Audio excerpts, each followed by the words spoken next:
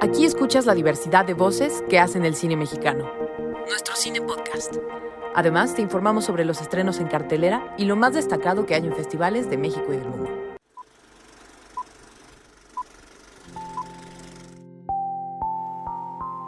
Ya te lo dije. No sabes nada de mí, a menos que yo te lo cuente. Hola, hoy viajamos a Uruguay. Hay algo de iniciático en vender la casa de los padres. Los descendientes se reúnen y aunque deban tratar precios, papeles, porcentajes, también revisan quiénes son y quiénes han sido. Se viene ese relato abigarrado de quiénes fueron de niños y en qué adultos se han convertido. Esto ocurre con Mateo, Belén y María José, quienes además deben viajar por el campo uruguayo para concretar la venta de la casa paterna.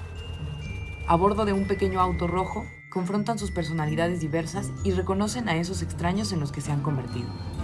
Esta historia la cuenta Años Luz, película de Joaquín Mahuad, una road movie que explora los claroscuros de ser familia, una historia que viaja por la carretera. Años Luz es una película uruguaya con una fuerte participación mexicana a través de Benuca Films.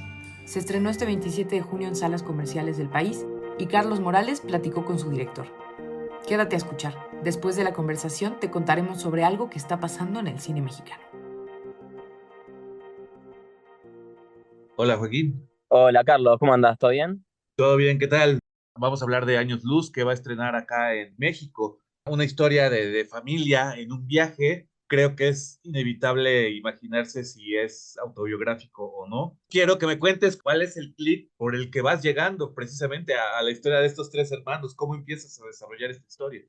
Sí, bueno, es verdad que fue una pregunta que me hicieron mucho en el momento del estreno. Esta peli la estrenamos ya hace 3 años en el Festival de Málaga y después se estrenó un año después acá en Uruguay, en cines. Y esa es una pregunta recurrente porque, bueno, uno cuando aborda una temática familiar, vincular, yo creo que inevitablemente hay cosas personales ahí, pero bueno, lo plasma en una historia que sí es de ficción, ¿no? Lo que siempre dije es que parto de algunas experiencias, más de los vínculos y eso, pero en relación a la historia de ficción. Nosotros queríamos hacer, digo nosotros porque esta película la escribí con Gabriel Gómez Villanueva, partiendo de una consigna nuestra que nos pusimos como hacer una road movie familiar. Y bueno, y ya de por sí lo que implica hacer una road movie, ya hay una serie de elementos con los que tenés que jugar ahí, ¿no? Bueno, a partir de las experiencias nuestras con nuestra familia, nuestros hermanos y cosas así más íntimas y personales, las volcamos y las repartimos un poco en estos personajes, que una de las complejidades que tenía el guión y la película en sí es que los tres tenían cierto protagonismo, no había como un protagonista, si bien hay momentos en la película en los que uno tiene más peso que otro, pero está como bastante equilibrado ese tema. Entonces también fue complejo como articular la trama con los personajes y con la construcción de estas, ¿no? Justamente sobre el road movie, a mí me parece una plantilla muy generosa en la que puedes volcar lo que sea, ¿no? Una comedia, un thriller, o como en tu caso, una historia familiar. Para ti, ¿cuál es el atractivo de esta plantilla, de esta plataforma del road movie, para que fuera tu punto de partida para después hacer la historia que entregas? Es un poco como una suerte de analogía esto también lo comenté mucho, de lo que tiene que ver con el movimiento del cuerpo y el movimiento de las emociones, ¿no? Digo, de estos personajes que se desplazan. Y para eso necesitábamos personajes que estén contenidos, encriptados de alguna forma, cerrados, distanciados entre ellos. Entonces, por eso esto de jugar con la lejanía y la cercanía emocional y al mismo tiempo ponerlo en un escenario donde evidentemente algo se está moviendo, que es un auto con personas, ¿no? Entonces jugar un poco con esto de hermanos que estén distanciados, pero que se tengan que meter adentro de un auto para viajar al origen de su infancia, ¿no? De su adolescencia. Como viajar a ese pasado, a esos recuerdos en donde ahí estaban unidos, pero ahora los encuentran en un presente muy distinto. Me llamó la atención algo, digo, a lo mejor me vuela la cabeza, pero es lo que yo veía, que había incluso como una especie de pronunciamiento sobre estéticas, ¿no? Mateo hace sus poemas, los presenta en un bar que a nadie le gusta, pero para él es algo importante hablar de lo que él está sintiendo. Y Sí, de repente tiene una confrontación con el personaje de Belén. Y yo decía, aquí hay una confrontación como de dos formas de ver el arte.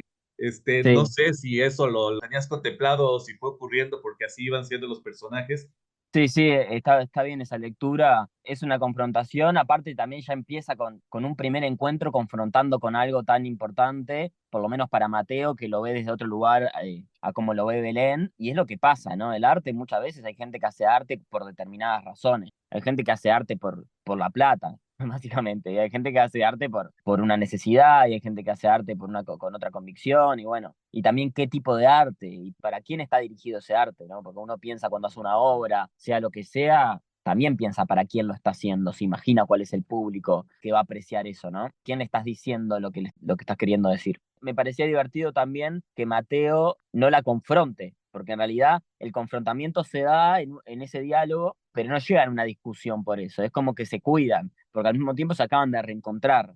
Esa escena me parece que funciona bien también como un reflejo de la relación de ellos, ¿no? Antes de arrancar el viaje, es tipo, bueno, el punto de partida es este, que era lo que se tenía que transformar conforme vaya avanzando la película y vayan ellos avanzando en el auto hacia el destino. Paralelamente se tenía que ir dando una transformación de los personajes, ¿no? De su forma de pensar en relación a lo que piensan los otros. Te quiero preguntar cómo trabajaste con los actores, pero quizá antes hay que hablar de los actores, de quiénes son ellos, ¿no? En México no, quizá no conocemos mucho a Gabriela Sí. Freire, a Virginia Farías, a Federico Repeto. ¿Qué me puedes platicar como de este trío? Sobre todo, ¿cómo fue que fueron apareciendo en tu película, en tu proyecto? En México seguro no los conocen. Si bien Gabriela vivió un tiempo allá, incluso estuvo estudiando allá en su etapa más de formación, pero los tres viven acá en Montevideo, son actores uruguayos. Nada, yo hice casting, a Federico lo conocía de antes, a Virginia también, habíamos hecho un corto. Me gusta mucho trabajar con actores y crear desde ahí, ¿no? Que sean los actores y las instancias de ensayo también puntos de partida para la historia, para el guión. Nunca, de las cosas que he hecho, nunca voy con el guión cerrado con los actores. Digo, bueno, esta es la película y esto es lo que tienen que hacer, ¿no? Siento que es un proceso que está vivo, que es orgánico, que es flexible y siempre me tomo unos meses de trabajo también con ellos para ir cerrando los guiones. En el caso de Años Luz fue así. Primero confirmé a Federico, hice casting con algunos actores. Federico estuvo en los castings del personaje de Belén, entonces probé varias actrices con Federico. Me interesaba mucho también cómo conectaban ellos, más allá de la apariencia, que no me importaba tanto que parecieran hermanos o no desde la apariencia, sino desde la esencia, ¿no? Desde la energía que tenían, de la forma de cómo se hablaban, de lo que daban también ellos en cámara. Y así confirmé a Gabriela y después hice lo mismo con el personaje de Virginia. Y bueno, y después con los tres ensayando, filmamos un teaser y 6 meses después filmamos la película. A mí me parece, y es uno de los atractivos de Años Luz, que es una película de ensamble, ¿no? Hay películas que todo el casting está arropando a un actor o actriz principal, pero películas como esta es uno donde cada uno de ellos tiene como su momento solitario y su momento de acompañar a los otros dos, vamos. Eso pues debe de implicar ciertas habilidades en la dirección de actores, en cómo vas trabajando con los tres, cómo es ese proceso con ellos. Sí, sí, a mí eso era lo que te comentaba también de la complejidad en cuanto al peso que tiene en la película, porque no había un protagonista, que en general pasa eso, tenés un protagonista y los otros están como alrededor de él, pero en este caso ellos como actores son los tres como muy de que les gusta experimentar, que muy de proponer. Yo también me gustaba que ellos vinieran con propuestas sobre sus personajes y probábamos, era como que no tenía una idea muy clara de cada personaje, si bien habían como puntos que ya tenía marcados y que también tenían una implicancia, una influencia en la historia y necesitaba que fueran de determinada manera. Habían otras capas de los personajes que fueron apareciendo después, cómo hablaban estos personajes, qué cosas les gustaban, sobre qué podían llegar a conversar. Y después se daba algo curioso también, que era estos tres hermanos que están distanciados entre sí y que se muestran distintos entre sí. No eran la misma persona cuando estaban los tres juntos que cuando estaba con uno de ellos dos, que cuando estaba con la otra de ellos dos. O sea, se terminaba armando algo distinto, o cuando estaban solos también, sin que ninguno de sus hermanos estuvieran presentes, ¿no? Ese era un poco el juego de hasta dónde se muestran, ¿no? Y cómo esa apertura se va como dilatando de alguna forma, se van abriendo progresivamente mientras va avanzando la película, va avanzando la historia, se van enterando de cosas de los otros, qué cosas le pregunta uno al otro con un interés genuino, qué cosas no, cuánto hay de envidia ahí, cuánto hay de rencor, cuánto hay de interés real, ¿no? Era como jugar con todos esos elementos. La película estrenó en 2021, es lo que me platicas. Ahorita es 2024, han pasado 3 años. ¿Cambia la película? ¿Cambia la visión que tienes de ella? ¿O cómo mira Joaquín Maut su película, digamos, 3 años después de que pasó como que el furor de haberla estrenado y ahorita que le estamos mirando un poquito más aterrizada?